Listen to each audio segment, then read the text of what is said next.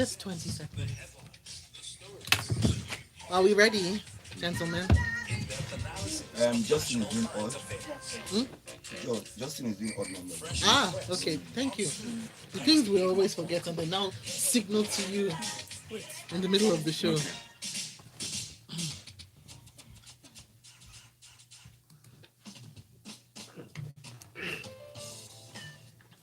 Smooth 98.1. It is 30 minutes gone past 7 o'clock for a Tuesday, start of the working week morning. This is Freshly Pressed. For the next half hour, we will be delving deep into stories concerning Nigeria. And joining Victor Pepple and myself, Shopper Martins, for this, we have got Justin, EJ, and Wade Ahime. Good morning and good morning. Good Good morning, Shaka. morning. Good morning, Pepper. Good morning, Good Lagos. morning. All right, we'll get straight into it this morning. But right before we get into the conversation for Freshly Pressed today, remember you can be part of the conversation on WhatsApp 0809 444 We're streaming live on YouTube. It's youtube.com/smooth FM. Smooth 981 FM Lagos. And you can leave a comment up underneath the live stream. Thank you, YouTube. Okay, so getting straight into the stories now, we have this one in from the Punch newspaper on Chrisland. Police begin probe as school and parents disagree over alleged rape. And everyone, all eyes have been on the story and the unfolding information that came from the story of a female pupil among 76 pupils that represented Christian schools at the World School Games in Dubai.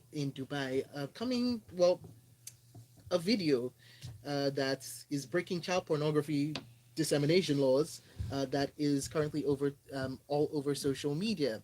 Now, Christian Schools of Lagos State has denied allegations that the primary six pupil was raped during the school's participation in the at in Dubai, saying within these 71 pupils, we kept our girls on the 11th floor and boys on the fourth floor to draw clear lines that respect moral boundaries. We are proud to reassure our stakeholders that no rape of anyone or the administration of a pregnancy test on any child took place on our watch. For emphasis, only a COVID post travel test was conducted on the returning delegation of our students in compliance with COVID-19 travel protocols. And they go on and on. And there are so many different approaches to this story. Justin, I'd like to see where you're going to come from. As a parent of teens, I imagine that just like me, several people were scandalized when this news broke. As the holiday was coming to an end, and most of the kids are at home. It's There are so many things that went wrong here, and let me start by saying this is not the time to talk about bad parenting or good parenting or parenting as a whole. Two things can be true. Mhm. In today's world, parents have an onerous burden. That is true. And to a whole extent, a lot of us are probably failing at it. But this conversation about what happened in Chrisland, what happened with those children in Dubai, it's not about parenting for me. Okay, what would you say it's about for This you? is purely a failure on the part of the people entrusted with the care of those children on this excursion. Midnight. Yet, here we are. Just putting that out there. Yet, here we are. What I Mhm. was saying was, if you satisfy condition one, which is Chaperone. they, those chaperones have a duty, right, Did you to care? ensure compliance by those children on with the laid down protocols of this context that they are in, which is lights out is X time. And light out means you're in your bed and you are not leaving your room. So many questions. So many So questions. But many. go on. Now let me read a portion of what Mr. Akin Fadei, who is the member advisory board who put out a statement, said. Just a part of what he said in talking about this was um, he said 71 of the children, I'm reading from the article now. He said 71 out of the 76 pupils ensured untainted adherence to the school's standards. Let me repeat that. 71 of the pupils ensured untainted adherence to the school's standards. Well, here's the thing. It is not within the remit of the children to ensure anything. It is the chaperones who should have been ensuring compliance with the rules. You checked on them from morning till evening, till midnight, and then you shut it down. Listen, even in my home, I sometimes wake up in the middle of the night to go check on the children because sometimes they forget to turn off an AC, the room might get too cold. There are 10 million and one reasons, even in the home, why you would want to wake up in the night and check on kids. In this case, if I were a chaperone, I wouldn't go to bed by midnight knowing that I had people's kids in a hotel in a foreign country under my watch, knowing that these children can get naughty, right? If you had to run shift, if you had to rotate it, if you had to engage the hotel to tell them that, look, these are minors, please, can your security men posted on a floor or whatever, make sure that none of these children pass from this floor, since you had separated boys from girls by floor. Without going into too much detail, for me, this is the school failed there. And they are failing again in all the commentary I've read by even acknowledging that there was a supervisory lapse. Instead, what I've seen is the narrative is shifting towards parenting. No, let's not lose focus on the fact that the school failed. You took people's children, you took them abroad, and then you let them do their own thing. But you stopped checking on them by midnight. What do you think was going to happen, right? So Probably that they were going to sleep. well, you can't make. You have to err on the side of caution. You have to err on the side of But you caution. don't think that the parents also have a blame in all of this? I am saying that the conversation about parenting is a separate conversation from this one. I don't want let's to not conflate mix the two. issues. Yes, let's not mix I issues. get Is what you. I'm saying. I'm not saying parenting doesn't count. I'm not saying there was, because hey, listen, I can also tell you that this parenting thing is a lottery, because you can do everything right and your kids will choose wrong. That is the simple truth. Even the Bible talks about it in Ecclesiastes, right? So, You can't do everything. So I'm saying that, yeah, you can. Children are not an extension of you. Children are individual humans of their own. So you could give all the instruction and they could make the wrong choices. one thing that I do want to ask is, what about the burden of responsibility in adhering, as they had already said, to a particular code of conduct? 10-year-olds, 11-year-olds, yes. 12-year-olds. I You know- have to I- assume that kids will not comply willfully. Kids, So kids. you ensure compliance. You ensure compliance. I don't tell my kids, do this, and then I walk away and not check That has been done. that has been done. Obedience when you're dealing with children, it's not default behavior. That's the truth.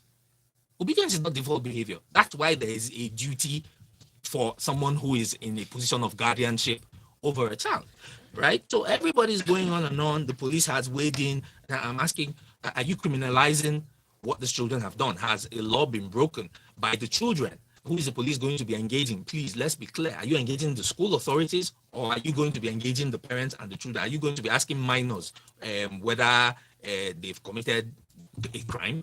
Children are traumatized, whether by bad parenting at home, by failure of the school to teach them the right principles and enforce those principles, because that's the reason why they went to school. But there is also a criminal element, which, and once again, I go back to dissemination of child pornography. Fantastic. And we have to remember, how did this People were first very start off? irresponsible with sharing those videos. It's a comedy of errors all around. Starting from what happened in Dubai, starting from when the school found out, what did they do, what did they not do. It's a he say, she say between the school and the parents now. One parent, the parent who, when the news broke, there was news of rape and all that. The school came out and said, look, there was no rape.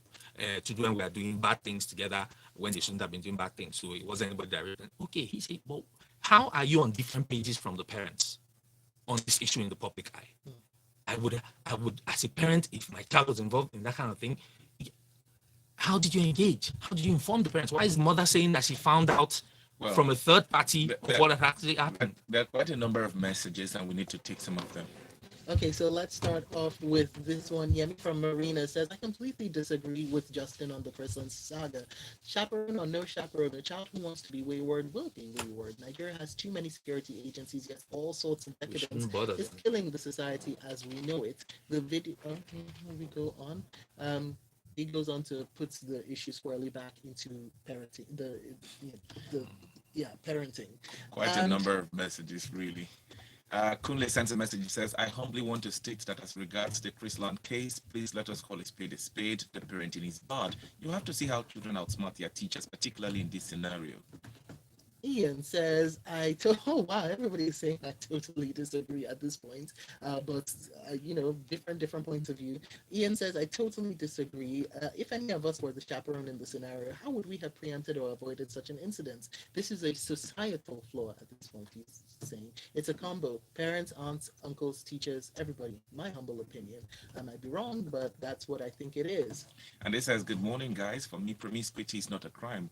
For me, the schools is liable. They took the children to Dubai, and it's the school's responsibility to ensure the kids are safe. 76 plus children to five or six teachers is ridiculous. What if the girls snuck out and got abducted on their way back to their room? Will we be talking about bad parenting?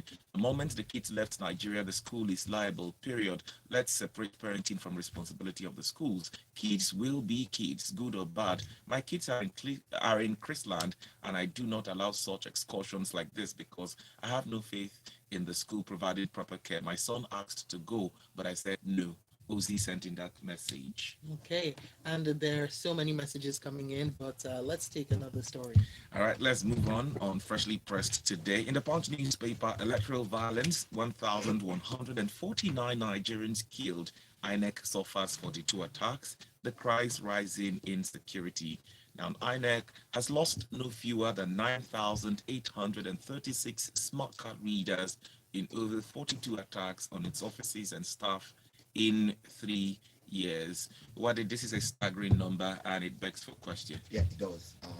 So first and foremost, let me trade back to the political class. What exactly are you doing? Election is never a do or die affair, but what we tend to see in Nigeria is elections are do or die. Is either I get in there, and after that, so many things happen. But it's not usually the politicians who are dying people. Yeah, well, you have to look at the fact that those who are It's linked to the former It's story. linked. The principle is linked. Who should blame rest on? who should be blamed rest on? Yeah, The blame should I rest don't know on- that politicians are the ones that carry ballot boxes and run away or carry guns and shoot people. However, no. However, Who are they? Sorry. Well, go ahead. However, what I'm saying here is this: education from the political elite in terms of free and fair elections, or the way you conduct yourself, or the way you conduct yourselves, and the way you put out the messaging, goes a lot to change the narrative of how people view elections. So whether your supporters would run rampage and steal the card readers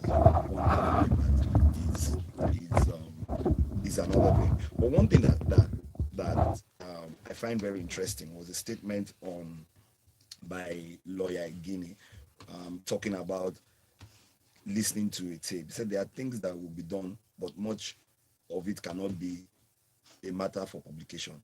However, it is important, if we reassure the voting public, for the commission to work with stakeholders to ensure that speedy example is made with some people to convey message to the public that there's zero tolerance. Now, the other fact of it is how many of these electoral violences, for those who have been arrested, have been convicted in line with the electoral laws. And so these are things that a lot of people are saying. So if I can get away with it, then why not just go steal the ballot boxes, burn them, and claim that we can't have elections in particular areas for reasons best known to a few, and really it's a few who commit all this kind of atrocities. All right, taking a look at the next story, which comes in from Vanguard. $418 million Paris Club loan. Don't touch our money, states warn federal government. So the federal government's being warned by the 36 states of the federation not to tamper with funds accruing to them and the 774 local government areas in the guise of satisfying the alleged $418 million London Paris Club loan refund-related judgment debts. Justin, can you take us through what exactly is going on here? Okay.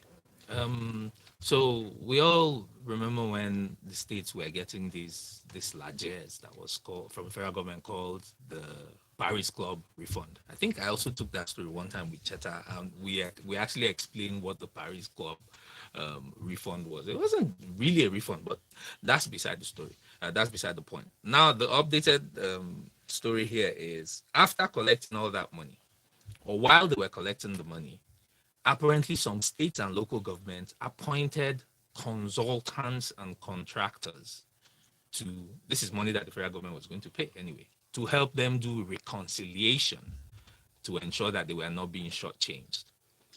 The payment to those contractors and consultants, it's what amounted to $418 million. Those entities went to court and won a case saying that they should be paid the consultancy fees. The federal government who disbursed the money turns around and says, okay, state, so guys, you people employ consultants, eh? Okay, we didn't know. Okay, so we're going to be deducting their payments now since they've won a case against you guys. They sued us. So since we were the ones disbursing money, so we're going to be deducting from your FAC allocations to pay those guys. And then the state governors, the 36 state governors, and the local government people say, no, you can't deduct the money. You don't have a right. It's unconstitutional for you to deduct money. You're the ones who engage consultants now. Consultants have won a case saying that they're going to pay. All the attorney generals of the states stood up and wrote a letter. They've been up in arms, telling the federal government that they should not touch their allocations, and they were not party to the suit, so their money should not be touched. But you guys employ consultants, Abi. So a court actually in a different publication, Premium Times, and a more updated article was written that says just last Friday, Judge Inyang Eko held that the attorney generals lacked standing to bring this action, trying to stop the federal government from paying that money to the consultants.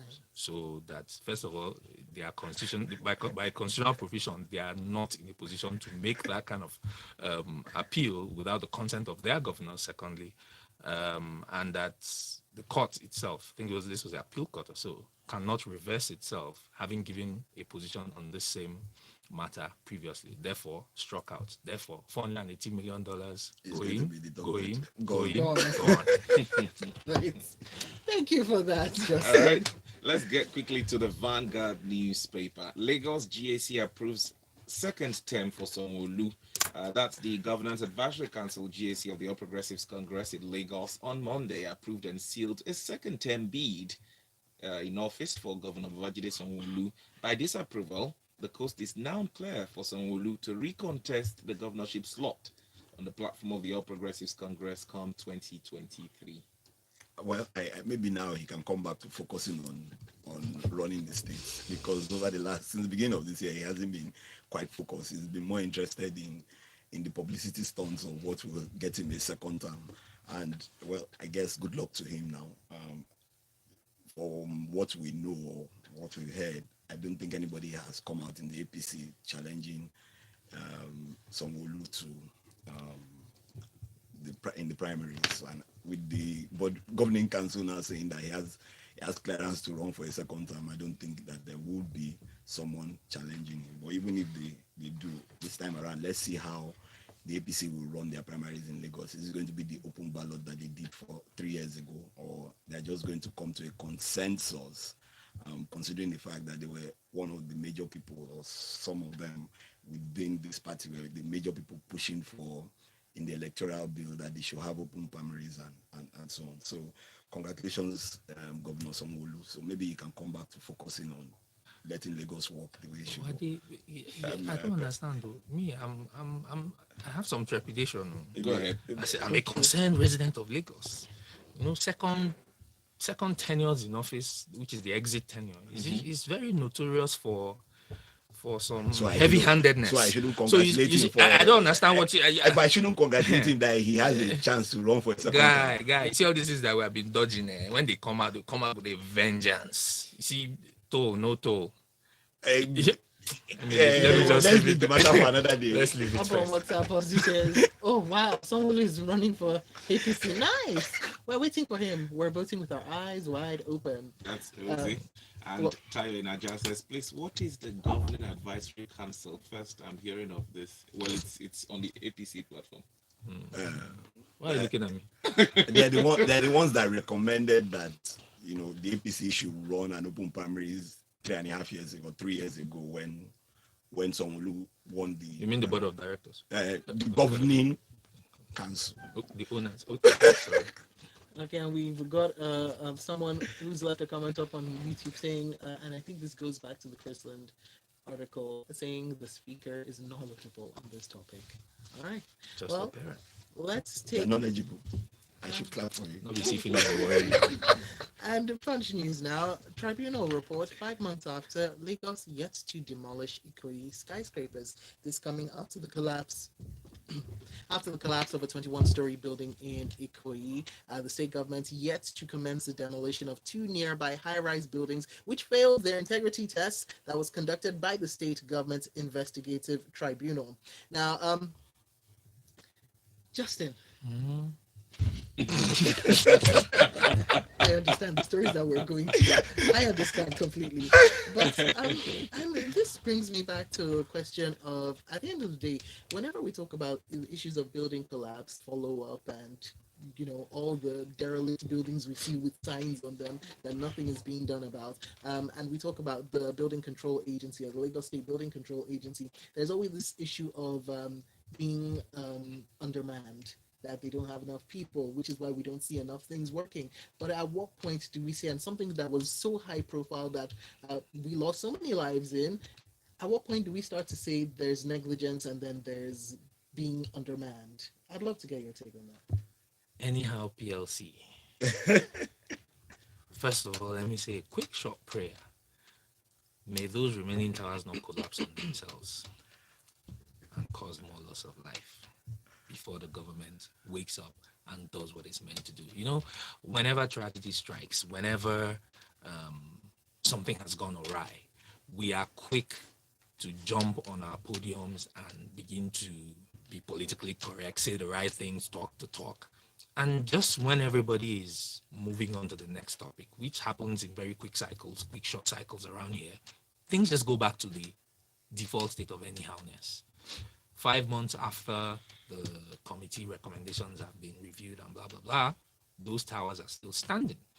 I remember all the conversations, snide remarks, grapevine comments about why did so many high-profile people go to visit that site when the building collapsed. We had governors from some part of the country go to the site. And who were like, governors. what's these people's business with? You people just left your state. You don't have work. You came to, talk about the profile of the owner who incidentally died in the initial collapse, right? Now, action has been recommended by an empowered committee to look into the issues. And 5 months down the line, the buildings are still standing. Buildings that have been certified as being not up to standard and potentially could go the way the other two or the other one that collapsed went are still standing. I don't know how undermanned you are in a place that received that kind of attention because of the tragedy that happened there, that the buildings are still standing. But like I said, there are a lot of things that we've been waiting with bated breath on in Lagos that have not happened. Maybe now that we have secured... We may need to We have to cut second term. There's no need to suffocate. Now that we have second time, we can focus. That's why I said earlier we should. May the buildings keep standing until we do what we need to do. People May they not let's, collapse on themselves. So, laugh out loud riot today on Freshly Pressed with our comedians, Justin. We've got your messages coming in, going over to WhatsApp 0809 440 981. Do remember you can also use hashtag Freshly Pressed 981 on Twitter and leave a comment up on the live stream on youtube.com/smooth981 FM Lagos. Walao says, someone lose second term approval. Sorry, who are these governing council? Is this constitutional? And Dami Mola sends a message. It says, if after NSAS and Lekki Tollgate massacre, Sanwo gets a second term, then it is. Then what is the purpose of democracy? All right, let's go on now to another story from the Vanguard newspaper. New remuneration for teachers to wait till 2023. Now, funding may delay the takeoff of implementation of the new welfare package approved for teachers in public schools by the president till next year. This is according to a Vanguard investigation. I recall that 5th of October in 2020, the president had made a promise. In 2021, still made a promise. We're in 2022 and hearing that this will not be No, implemented but in he has signed the 2023. bill, so it's law. Now it's the implementation that is the challenge. And like we also saw with the police. Why there are a lot of things that are law. Wait, let me. Wade is Why are they protecting today. why are they attacking me like this? I don't understand. Why are they going? People, Justin. I Just thought you go guys ahead. were my friends. We're your Anyway, friends. like I was saying, there's a shortfall in the money that's coming to the what's it called education trust net fund that is meant to pay the salaries of teachers. And I think it was a couple of weeks ago when they approved the new universities, which all these monies come from the same pockets to pay 102 unity schools and so on. But the fact remains is that the police, what's it called, salary increment has been approved. It was meant to kick off in February, where we hear that there are some challenges because the tax authorities are waiting. So I guess this is what is happening here. But the truth of the matter is, from what I see, this administration is just signing into law a number of things, and they are continually pushing it till 2023 for the next administration to come and worry about what the laws will be. But the truth of it is, there is no money except they want to borrow. They say there is a shortfall of 50 billion to start this year, and that is what we see. However, let's hope our lecturers are on strike. Let's hope our secondary school teachers are not going to join them very soon, and then we have more children than usual sitting at home. And with all the things happening in private schools, we also need to be careful where we're heading in Nigeria. Education is just at rock bottom at this point in time, and it's sad. All right, let's squeeze in this final story. It's from Imo State. Soldiers allegedly opened fire on civilians. That's in the Guardian newspaper. And several people were killed on Sunday as Nigerian soldiers were said to have opened fire on residents at Orlu, local council of Imo State. It was guarded.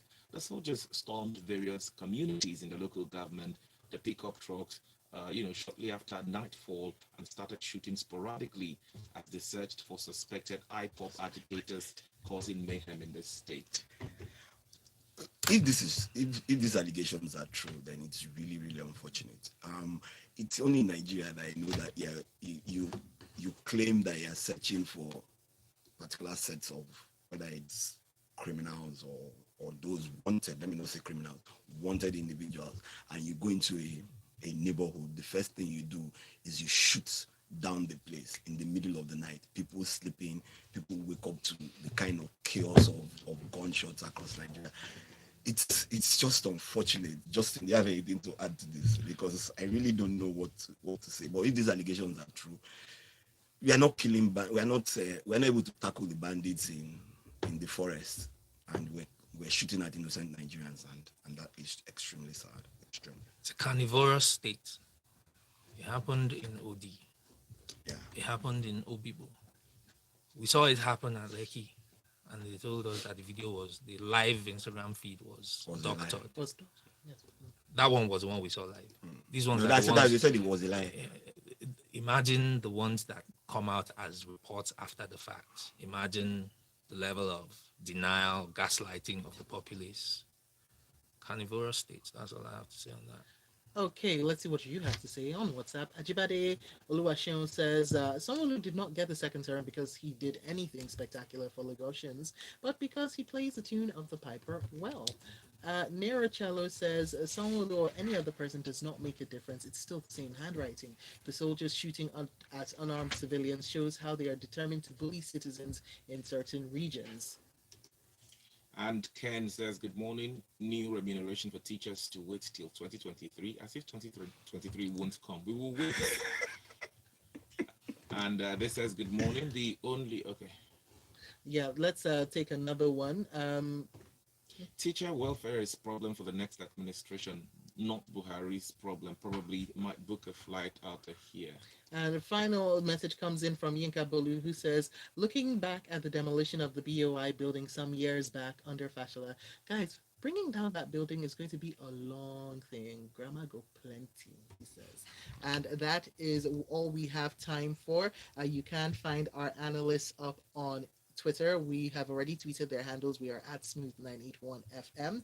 You can find Justin at Justin EJ, and you can find Wade at Wade Ahimi Ahime underscore. underscore. That underscore will just not let me go. All right, and that is that. Do go and check out the replay on youtube.com/smooth981FM Lagos. Coming up, it's all about rumor, gossip, and innuendo inside the grapevine. That's at 8:15.